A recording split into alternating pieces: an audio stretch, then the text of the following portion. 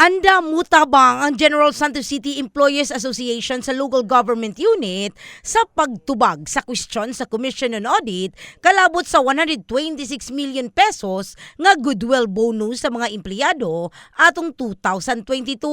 Kumbaga,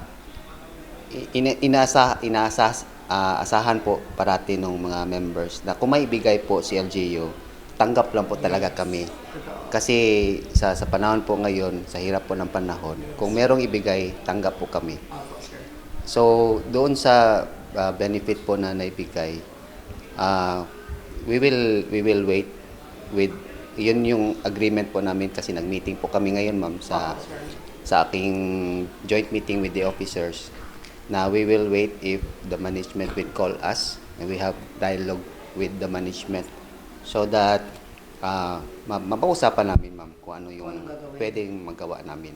Samtang wala naghatag og dugang pamahayag si Vince Amable, ang presidente sa GSCJA, kalabot sa maong issue. Yan lang po muna yung aming masabi ko para hindi na po mabigyan po ng iba pang that will be for discussion po, ma'am. Opo. Una nang gibutyag ni Attorney Franklin Gacal Jr., City Administrator, nga iapila nila ang pagkwestiyon sa COA.